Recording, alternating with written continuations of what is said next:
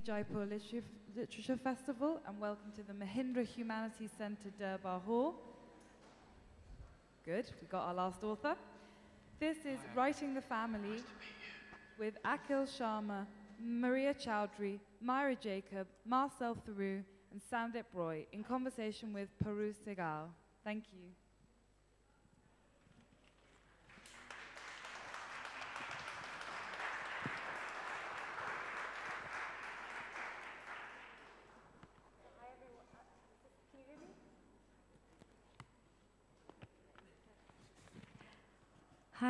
Hi, welcome. Thank you so much for being here.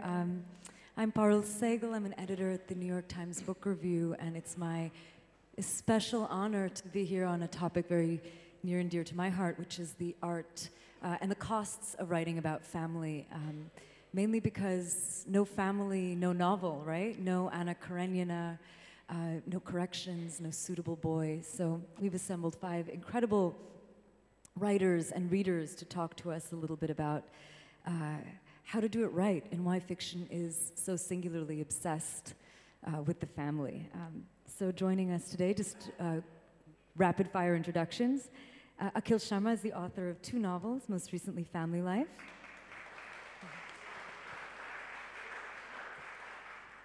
Which we at the New York Times Book Review named one of the year's 10 best books. Next we have the wonderful Marcel Theroux, who's the author of 5 books, including most recently The Sublime Specimen Days. Next, we have Mira Jacobs, who wrote the book with one of my favorite titles of the year, The Sleepwalker's Guide to Dancing, the critically acclaimed novel, and she's also founder of the Brooklyn Institution Pete's Reading Series. Next, we have Maria Chaudhuri, who lives and writes in Hong Kong, who's the author of an incredibly stylish and wise memoir, Beautiful Strangers. And finally, Sandip Roy is a senior editor at firstpost.com, also a debut author of the haunting new book, Don't Let Him Know, which should give you a sense of the sort of simmering secret at the book's core. We're going to talk for about 45 minutes, and then we're going to do questions for 15. So let's get started.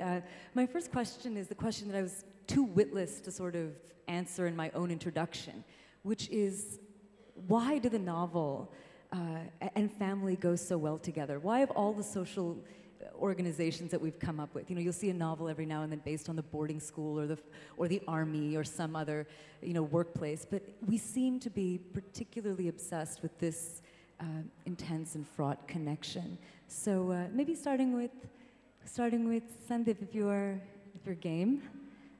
What can the novel tell us about the family, or why is it so drawn to the family?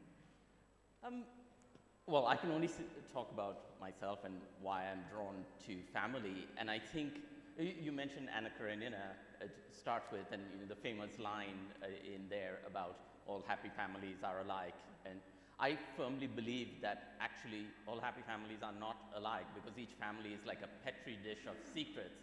And happy families just have different secrets, have happier ways of hiding the secrets in order to appear happy to the rest of the world. And that's why inside a family, the family as viewed from outside is very different from the what's happening inside. And I should know, because I grew up in a very happy family, and I even won a good conduct medal in school, which means that I had more secrets to hide all the time, because the burden of having a good conduct medal or the burden of being happy forces you to, because then you're afraid of disappointing other people in your family, you're afraid of disappointing the neighbors, you have an image. So it all creates this wonderful little world, like a little petri dish. And I think as novelists, it's lovely to write about these simmering secrets. And my book is really all about secrets, some big, some small, some in a McDonald's, and some, just some about eating a burger, and then some are much deeper, darker secrets. But I'm glad that, can you hear me? Sandip, I'm glad you brought up Tolstoy. I was thinking about that myself today. He says all happy families are alike. Every unhappy family is unhappy in its own way. And I wonder if it's just that every family is unhappy in some kind of way. Maybe Tolstoy got it wrong. Maybe there are just simmering secrets in every family, tensions in every family. I'm still looking for the characteristics of the happy family. You know, anyone here from an entirely happy family? Anyone experienced no conflicts, no secrets, no... Let the happy family cast the Come forth, immediately. No. I mean, the one, I teach Russian literature, and most critics would say that the opening line of Anna Karenina is obviously false, even within the book Anna Karenina. That is, the happy families tend to be very different from each other. The unhappy families are crushed and become alike. I mean, I think that if you were to look at your own life, if you were to think about how you have been when something really difficult has been going through you, you become flattened out, less individual. And only when there is peace, when there's space, do you become more yourself. So almost all critics of Russian literature say that that sentence is just something that Tolstoy put in to grab attention, that it is actually not actually an accurate representation of the world of that novel. Or is it arch and ironic? You know? It could be ironic. It's hard I mean, I don't know when. The only time that Tolstoy does irony, like the few scenes in War and Peace, it tends to be slightly different. It's a different type of irony. I would also say, though, that one of the things is the family is your first heartbreak, right? I mean, just from an experiential level, your family is your first. It's the first one that you see. It's the first place that you take your own secrets to and have your heart broken. And as you kind of grow up and move through the world, those are the stories that haunt you. So those are the ones that you have to kind of keep pushing through and keep pushing out. Yeah, and I would just add that, you know, whether it's happiness or unhappiness, your greatest emotion is happening. Hear me now? So your greatest emotions, whether it's unhappiness or happiness, happens within your family for most people, which is why, you know, you're drawn to writing about family, because it's just the most dramatic things happen to you within your family. And if you happen to belong to a Desi family, then, well, it can be quite disastrous. They're the lowest hanging fruit anyway for a writer. Okay, so some nosy questions, because it's sort of an irresistible sort of question, especially anybody who's written, you know, writing about families, is how much did you mine your own families for secrets, influences? Maria, you wrote explicitly about your family, so maybe we can start with you about the challenges of writing a memoir, but a memoir that really has a lot of novelistic techniques, right? A lot of non-chronology, a lot of interesting plays of perspective. So perhaps we can start with you, you know, just the act of writing explicitly about your family. Was it something that they were comfortable with? Was it something that required something you were trepidatious about, or something you just felt you would have to do come what may? Yeah, I mean, I wasn't comfortable about any of it, and I'm sure they weren't either. But I wanted to do it, and you're absolutely right. The memoir is extremely novelistic in its treatment. I think the only difference between memoir and novel is that, you know, in novel you can actually make up the plot and action and create tension that way, whereas you're doing the same thing in memoir, but you're just relying on facts to do that. But I think for that very reason, the interior life of a memoir is sometimes almost richer, or needs to be richer, because you're drawing from just what happened. But in terms of, whether I was comfortable with it or not, no, I wasn't, but I had to do it, because that's the story I wanted to tell. And sometimes when you write about things that you're least comfortable about, you write your best. And Akhil, you went quite the other direction, right? You wrote a novel that's very rooted in life. Yes, I wrote a novel that draws heavily from life, and I tried whenever possible, if I could pick between something that was fictional and something that was non-fictional, I would pick the non-fictional element, because I was almost trying to memorialize my family. I don't really have any issues about mining my family, largely because nobody in my family reads. You know, I mean, my father, you know, before I wrote the book, I asked my parents' permission, and my mother said, "Akhil, just make me look good." And my father, who doesn't read and doesn't believe that anybody else reads either, said, Akhil, if you want to keep a secret, put it in a book. And Mira, you had an interesting, you almost had a visitation. There was a family member who you couldn't keep out of the book. Yes, so I actually started writing a book about a father that I thought was going to be leaving the world in some way, and I thought he would have Alzheimer's or something where he was sort of moving away from his family. And in the course of writing the book, about 3 years in, my own father, who had been very healthy up until that point, was suddenly diagnosed with cancer. And it was funny because I'd been writing this character that I cared about so much, and I thought he was going to go away from his family, but I suddenly froze. I froze because I had written this thing that was suddenly happening in a real way in my life, and also because my mother was saying extremely helpful things like, do you think it's because you made it happen?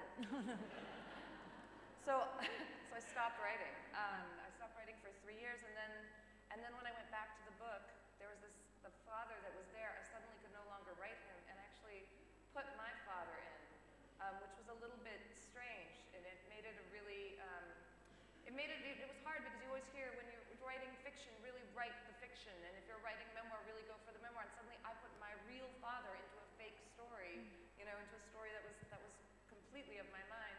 But it was this really strange thing because for me, it was just a way to stay with him for another 6 years and to say goodbye on my own terms, which is what I ended up doing. I ended up writing with him right with me in the room, and it was somehow easier than the way that I lost him.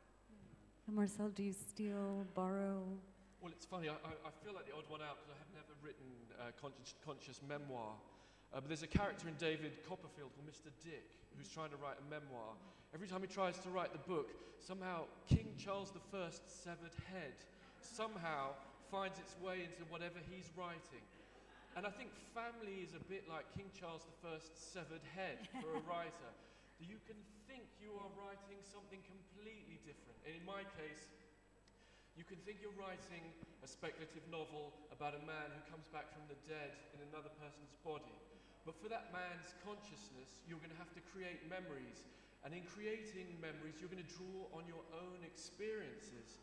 And inevitably, you're going to reveal things about yourself and your family that you never anticipated revealing.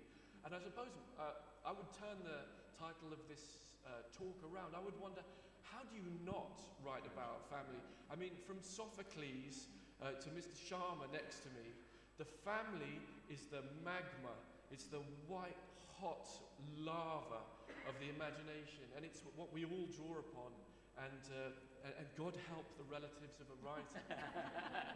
No, I have to confess, I am a family thief. Yeah. I mean, we steal things that happen to our family, even if the character is not actually the person in the family, but the incidents, the tics, the idiosyncrasies, a turn of phrase might be stolen from there. So for example, in my book, I have a great-grandmother's character, and she is modeled after my own great-grandmother. I had a feeling, she's so just idiosyncratic. Yeah, because I had the privilege of knowing my great-grandmother till, I was 14 or 15 years old, which is really unusual.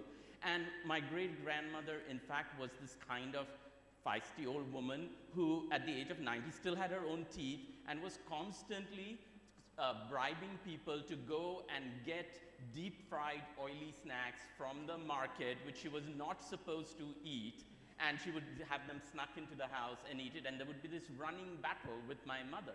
And some of that is in that story, even though the character is not really my great-grandmother and the mother's character is not my mother at all. Of course, when my mother read the book, she was just like, oh, I love that story, but I was not so mean to your great-grandmother as it turns out. So people will sort of see themselves, but I think it was the writer Philip Hensher who once said that if you're going to put real people or elements of them in your novel, just make sure every time you introduce the character, if it's a woman, say, she came in a really elegant sari.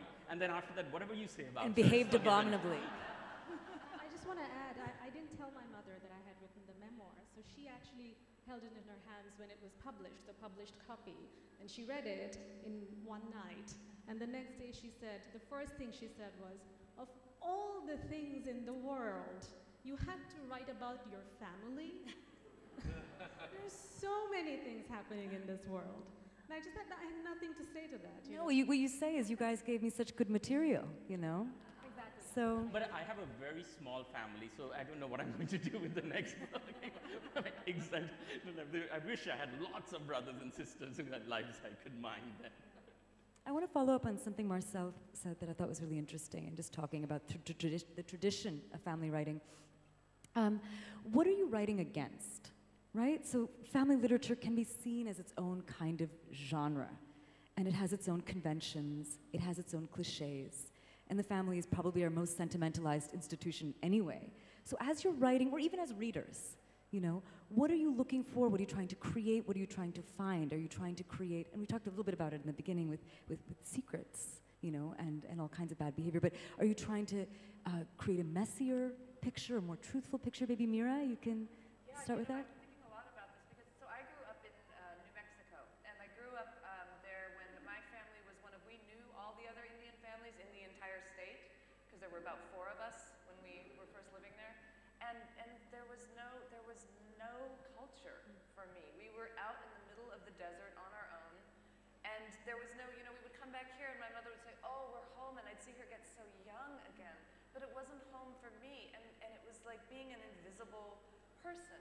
So a lot of what I wrote for was just to feel visible, just to feel like there is a story, and I'm holding on to it, and I'm going to give it to somebody at the end of this, because if I don't do it, we don't exist.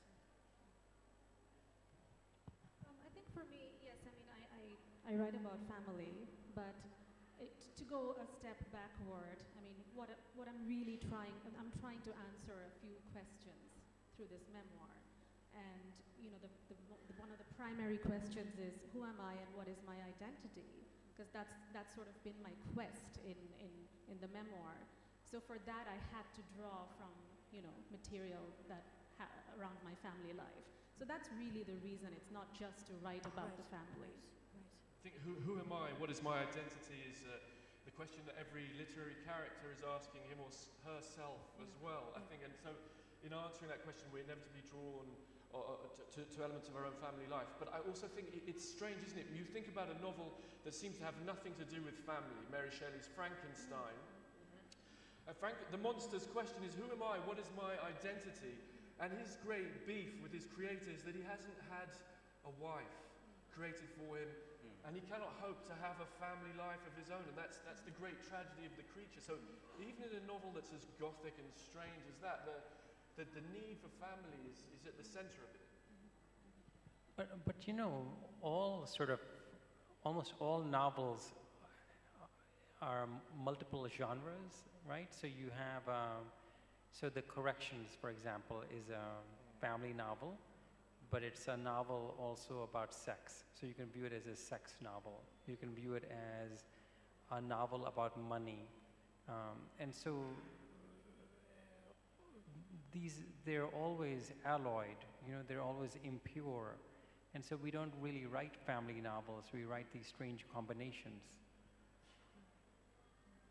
And I would just add that family is something you can both, sometimes you can't live with it, and sometimes you can't live without it.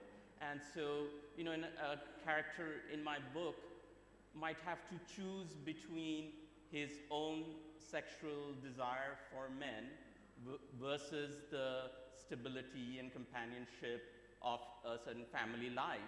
And whatever that choice he makes, I can look at it from the outside and judge him or condemn him for the choice and say, like, this was the wrong choice, this was, you cheated somebody else's happiness and stuff.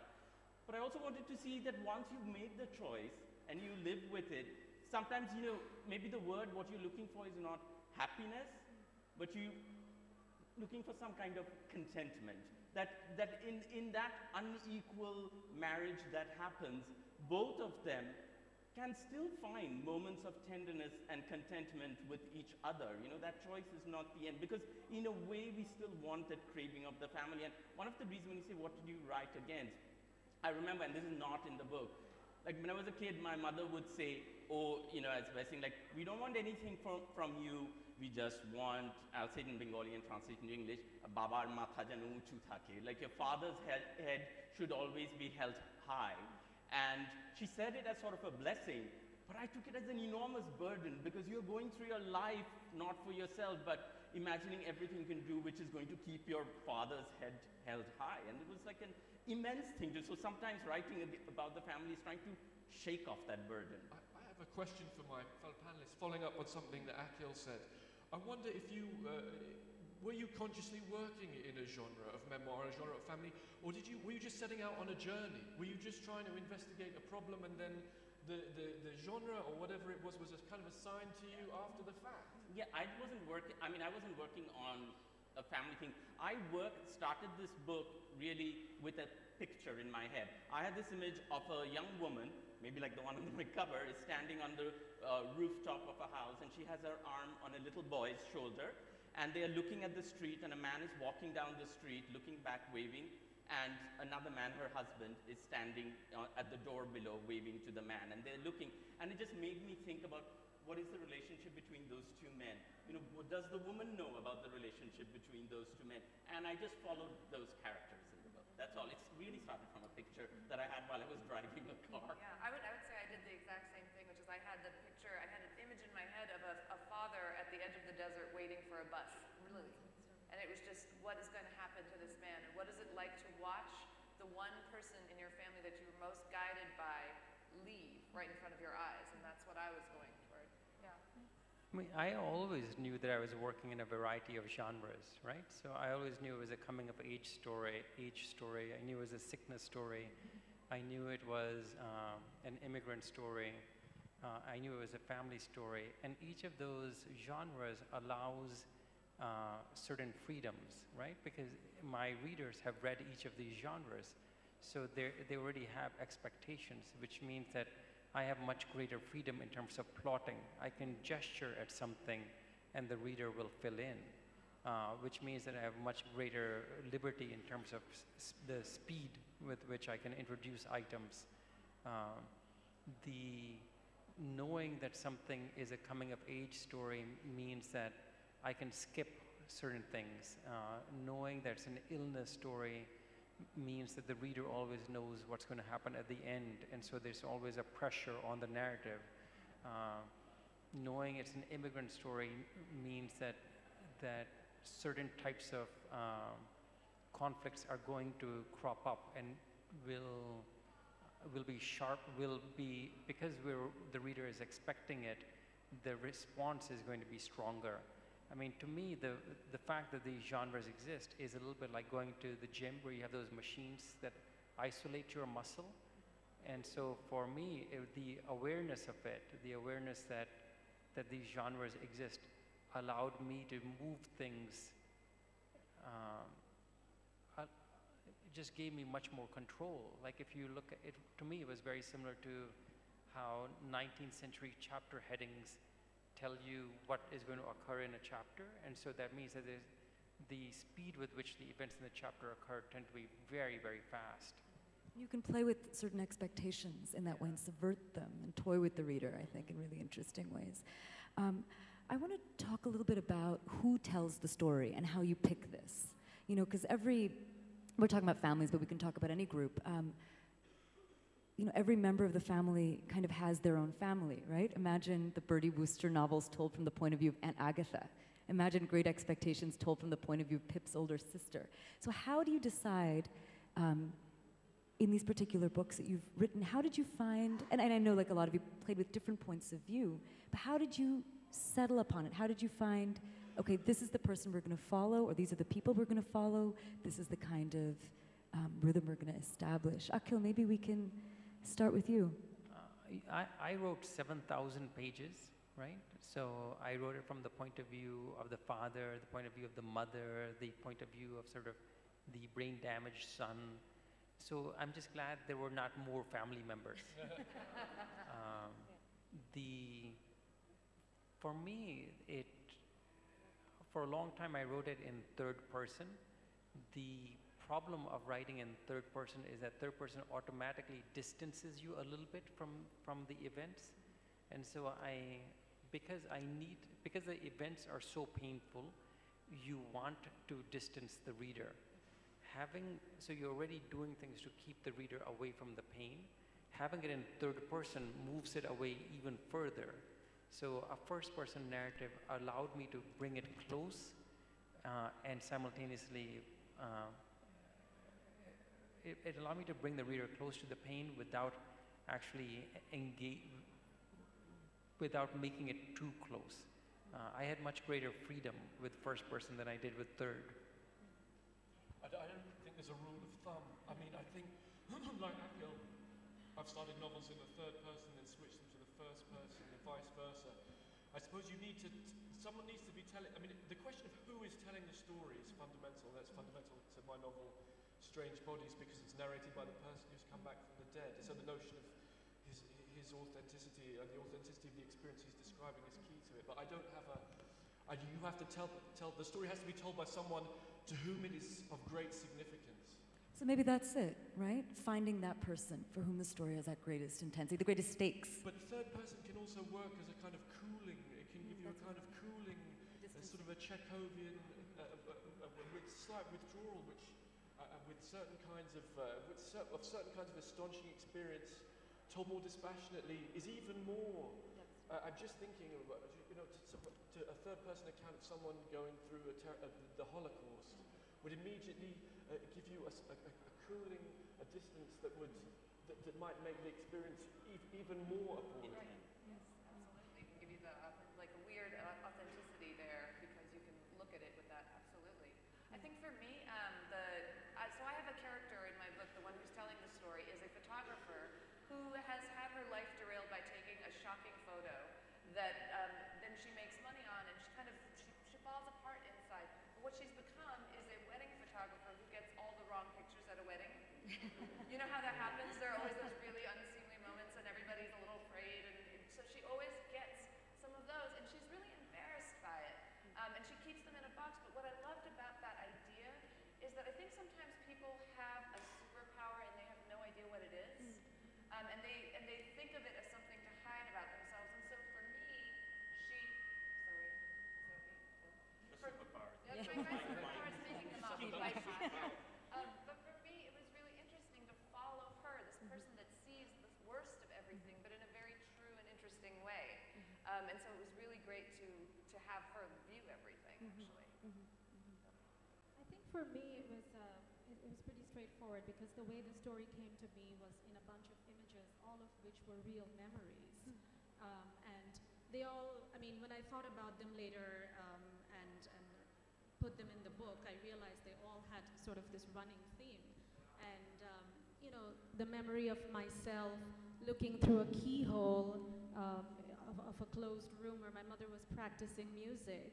And I really wanted to go inside and join her, but I knew I couldn't because we weren't allowed to go in when she was singing or practicing her music. My father telling me to wash up and go pray, and me not wanting to do it because I didn't like to pray, especially in Arabic because I didn't understand what I was saying. Me being punished in school, because every day, like I was terrible with numbers, I was terrible at math, and every single day before noon, I was standing in a bench outside the classroom holding my ears. So and all of those memories had this running theme of shame, of being shamed, feeling small, feeling invisible. So obviously there were memories that, the way I remember them, the way they made me feel.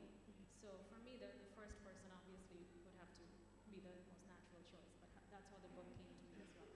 And in my case, obviously, my book, because it's about secrets and the members of the family each own a part of that secret, so I had to tell it from their different points of views. And also the book goes back and forth in time. So when one of my characters is, when I explore his or her life as a child, the other characters are not present. So I have to tell it from. So the trick was to, as the book progressed, to remember for which character knew which part of the secret and how that would reflect on his or her view of the world or the events unfolding around them. Or if we are having this conversation, the secret becomes like a little undercurrent that is happening between the conversations where you and I know something about it which Mira doesn't, but we're still all, having tea together and having a perfectly fine little tableau. Yeah, Jeanette Winterson has this great quote where she says, families are conspiracies of silence. And I think your book plays a lot about how families control and conceal information, which kind of leads me to this other question that I wanted to ask. There seems to be this division in some people's minds between fiction that is explicitly political and fiction that is domestic, memoirs. And I wanted to know about your writing and about your novels that all of you have written about power and memory and trauma and invisibility, as you were saying. Is there like a feeling as you're writing about, like, I mean, you can define like that kind of urgency in any number of ways, but is there like an explicitly political urgency, Sandip? Maybe you would have the most sort of immediate... What do you mean? Is it something political? Political in the sense that, at least, you know, in your book where you have this, you know, it's about queerness, it's about the way that queerness has to hide itself. It has to do with that truth coming out. So it's more than just a story, you know, not that like it is enough to be just a story, but was there an element as you were writing it, you were like, well, this is something beyond just fiction. There's something in society that I'm bringing out by telling this particular story. Yeah, and that's always a tricky thing, especially when you're writing about people who are underrepresented in society. You know, if I was writing about an American in the suburb of New Jersey, there's not much burden of representation there. You know, you're not like, right, everyone's going to be like, oh my God, he's saying the people that suburbanites in New Jersey all do adultery all the time and all suburbanites in New Jersey are tar.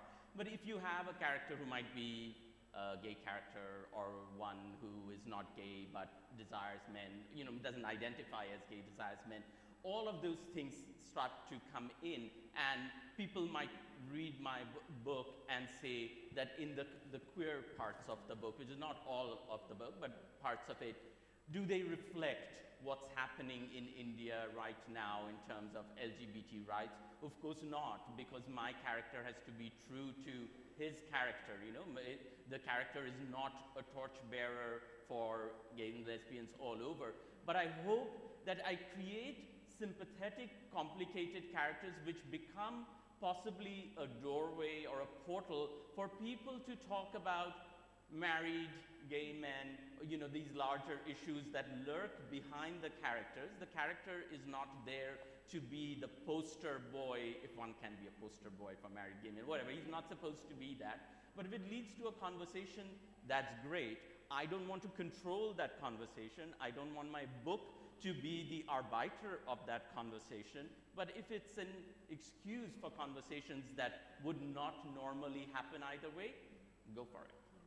I think it's inevitably political. I think Sandip's right, and I think it's a brave and political act to defend to talk about someone's freedom. But I think might be doing a disservice to the suburbanites of New Jersey, because I think we can all imagine a plot in which someone's coming out in suburban New Jersey faces terrible obstacles for whom the stakes are very high indeed.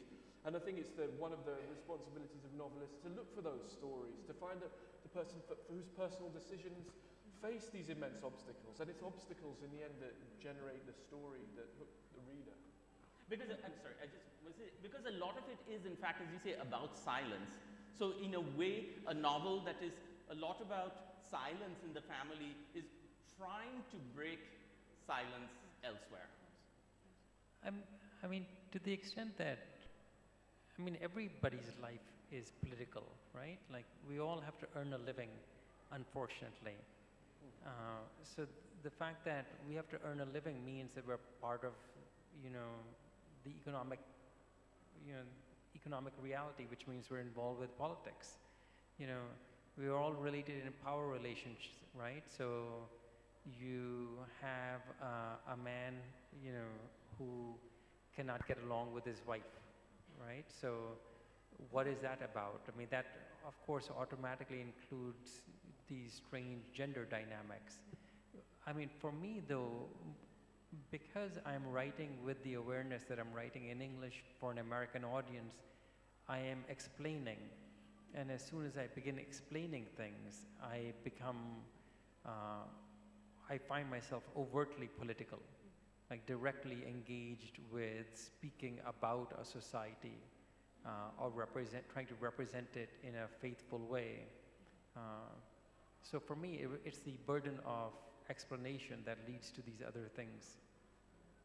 I think, you know, so my book is called Sleepwalker's Guide to Dancing, and in it, there are a lot of sleeping disorders. There's narcolepsy, and there's sleepwalking, and there's insomnia. And one of the things that occurred to me, though I didn't think through it when I was writing it, it sort of occurred to me afterwards, is that because what we did when we were in that first wave of immigrants in America, because what we did was we would go out into the world and try to fit in every day, I felt like there were ways in which we changed our bodies and we held ourselves, and it was sort of this camouflage. We would walk out into the world with this heavy camouflage on.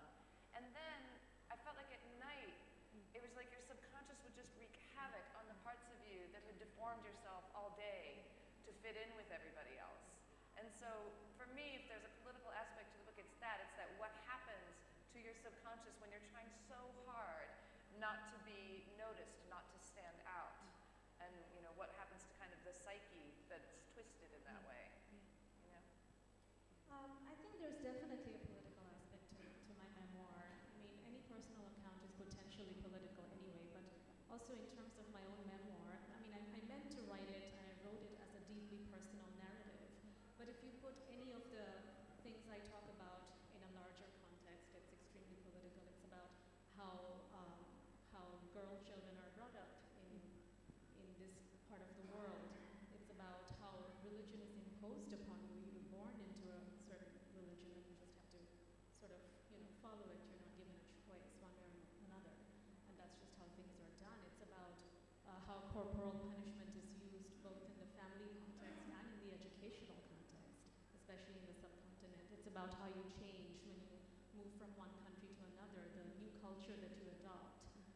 So it's all of those things that I talk about. And I suppose my final question is about the novel as we've inherited it, this 19th century storytelling device. And we've talked about the long history of novels about the family, and families are changing, and information is changing, and storytelling is changing. And I like to think that the novel looks pretty robust. I don't think it's on its sickbed, but I wanted to hear from all of you, maybe parting, or even memoir for that matter, about how you feel about the state of the novel and its ability to tell us psychological truths right now. Mira. Yeah, I think about this a lot. So my husband is a documentary filmmaker, and we talk occasionally about how sometimes we feel like we're clutching like wagon wheels in the Industrial Revolution, because we're doing this thing that takes time and it takes thought, and you really have to sit with it. It took me 10 years to write this book, and I wrote it from 11 at night to 1 in the morning. But it was one of those things that it felt crazy in the course of doing it, because, you know, you can put up a slideshow of babies kissing cats, and, you know, you'll get 2 million hits on it, and everyone will know your name. And here I am crafting this tiny story in this world. But I have to believe, and I always believe this, I still think there's a magic in a story, in a novel, in a book, that you cannot get anywhere else, because it's an act of trust, right? You build this world with a reader, and it only exists for as long as those pages are turning. And that's a thing, that's an incredible thing that we humans have given each other. It's an act of compassion. So I have to kind of believe that that will always matter.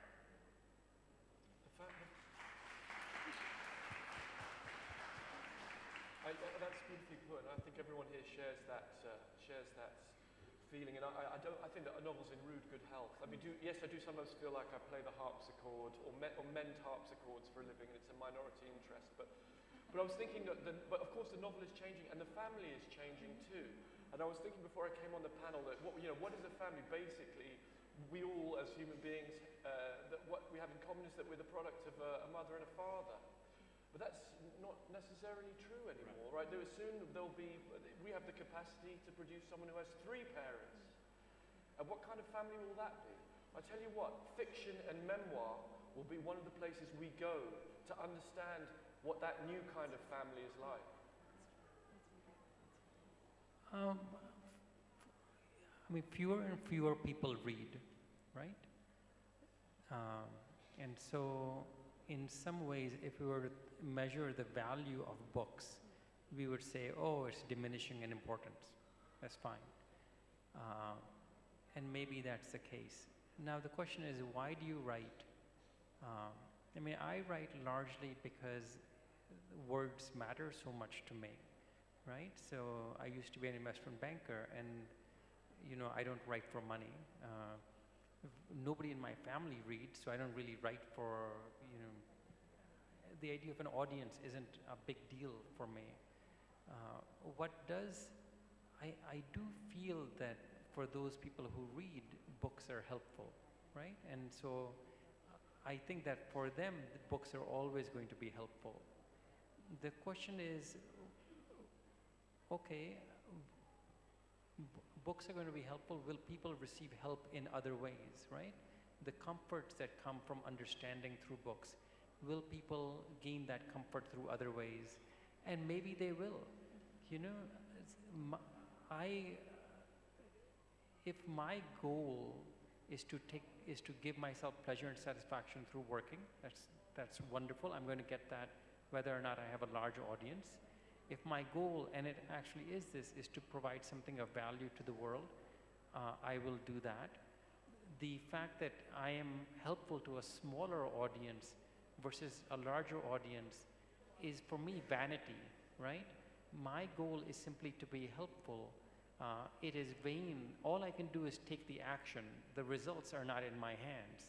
I wish for the world to receive the things that it needs. I wish for people to receive the things that they need. Maybe it isn't meant for me to be the one providing it.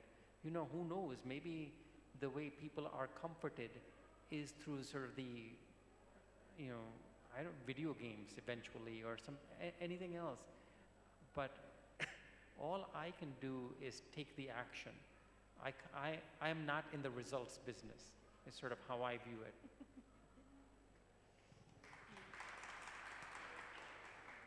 I realized after, I've written one novel, and now I'm feeling like this expert in like novel writing. But I realized that after writing this book, that in the end, as people have said, I also write not to forget. Yeah. You know, when I mentioned my the character in my book that is sort of more drawn from my great-grandmother, she's not my great-grandmother, but in the process of writing that thing, I heard my great-grandmother's voice in my ear after decades. And there was great poignancy and pleasure in even for that moment of writing her, to relive her, because, you know, I don't have YouTube videos of her or anything. I had a little cassette tape of her reciting the Saraswati mantra for the Saraswati goddess of learning puja.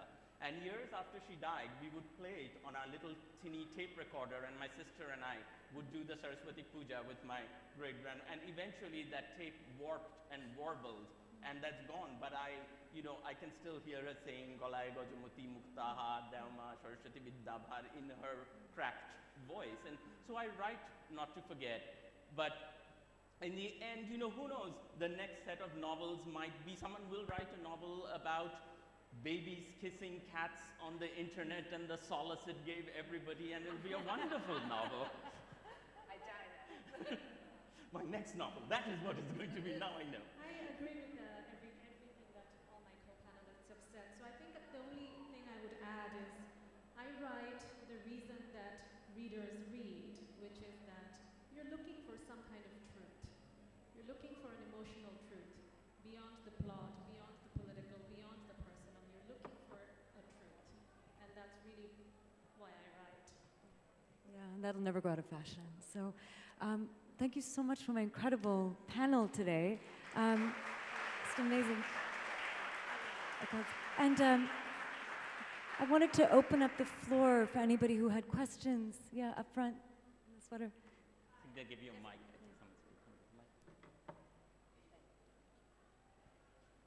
Hi, thank you for sharing your experiences of writing, and a lot of you spoke about I don't think feeling it's shame.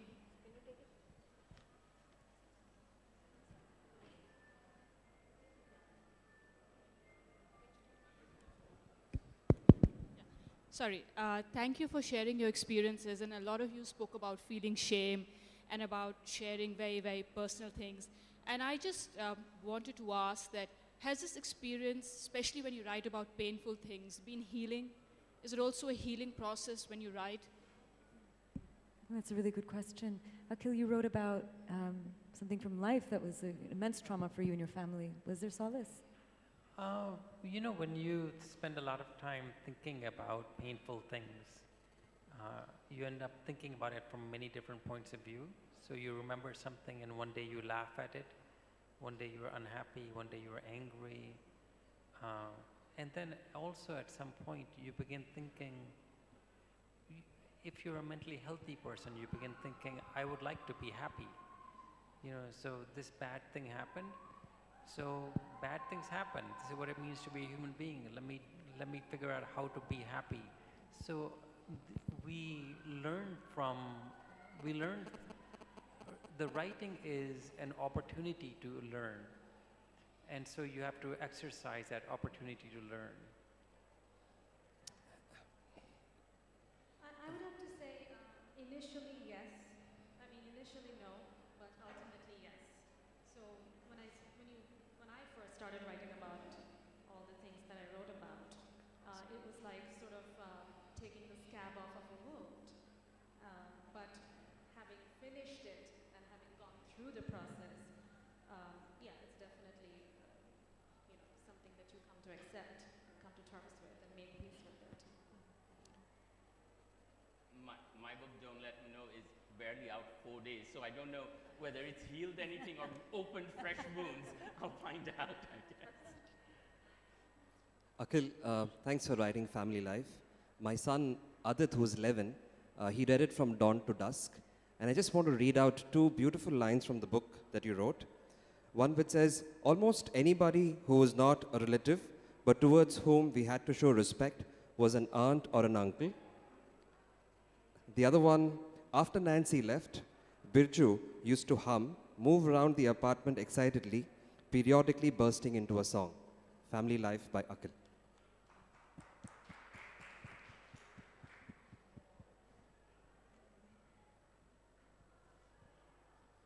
Thank you for the great session.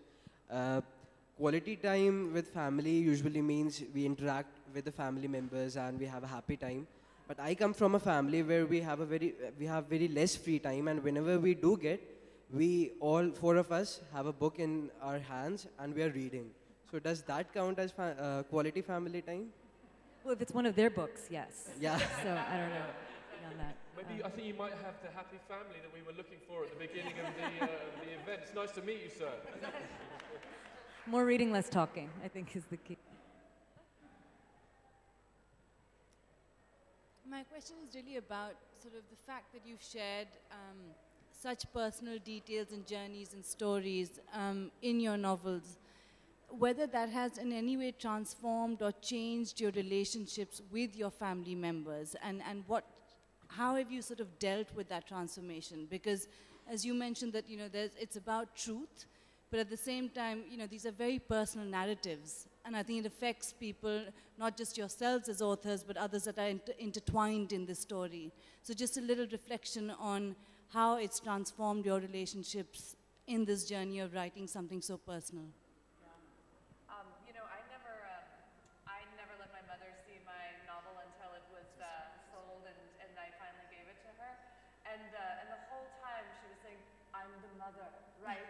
I'm the mother. And I said, no, you're really not. I promise you're not the mother. And then she finally read it, and she was so pleased. She's like, I'm not the mother. And I said, no. And she goes, but everyone will think I'm the mother.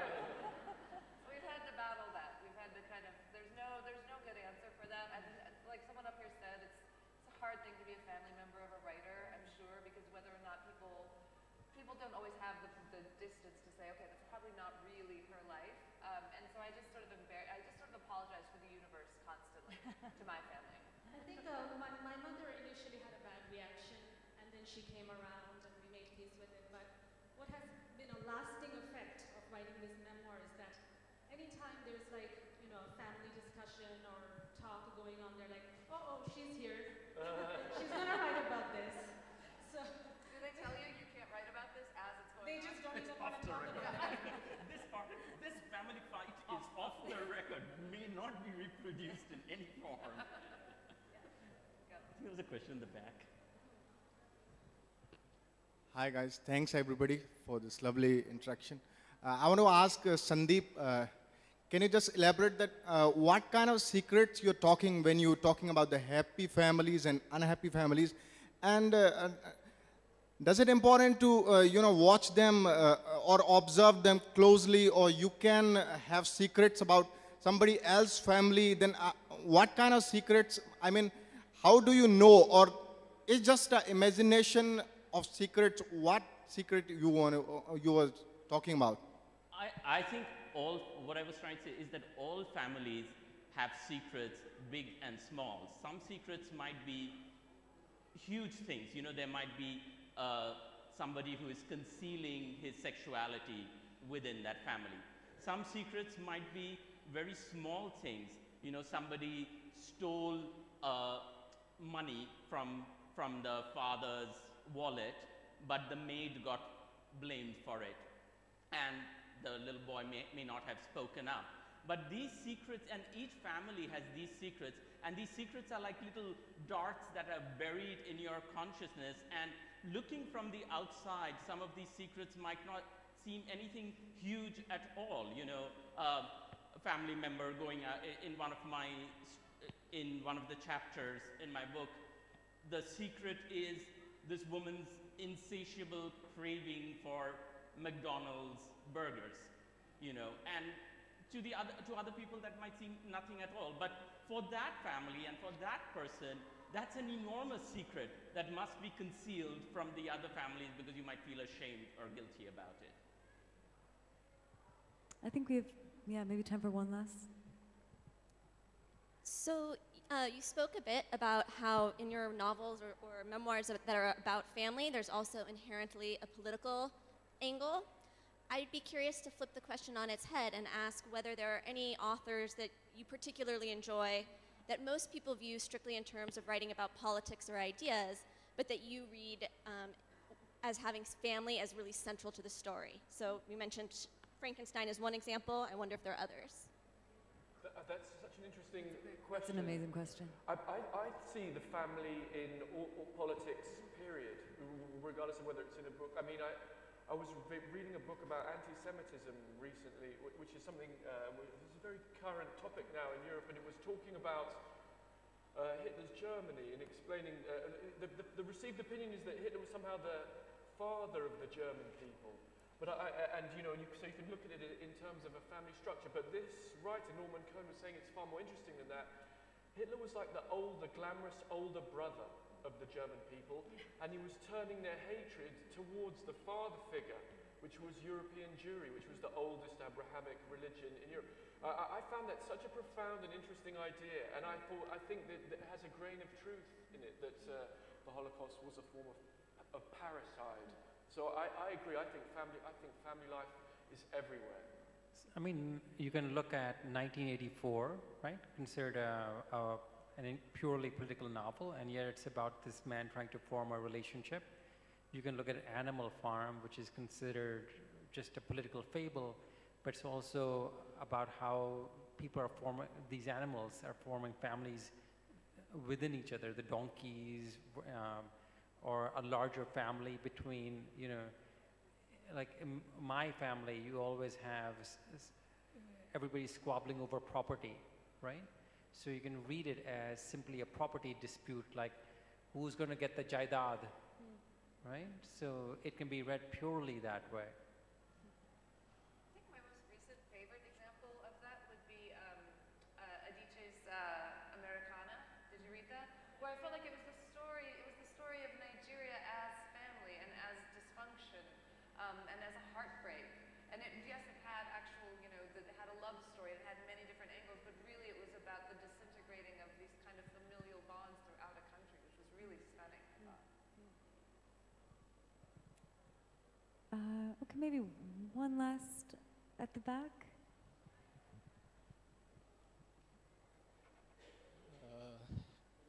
Hi.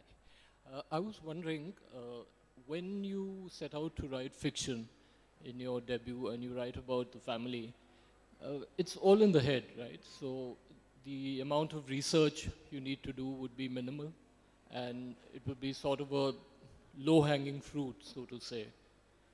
And then when you embark on your next project, do you feel a sort of a vacuum? So it's a question as far as I can understand. Maybe correct me if I'm wrong, but it's like, how did you decide upon fiction to tell these stories? Is that it? No, what I'm saying is the degree of research that you require to do when you're is really minimal. Family was easy, I said. It's true. Fruit. Listen, they're all scribbling at the dinner table. Clearly, no research. No research. Yeah, is it less research if you're choosing to write about your family? Yes, but then fiction, I feel like there's so many other details that come in that do require so much research that it kind of evens out.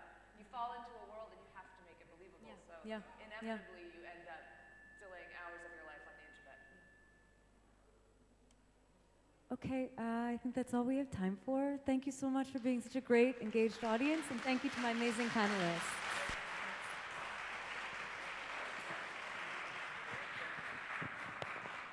Please join me in thanking our speakers.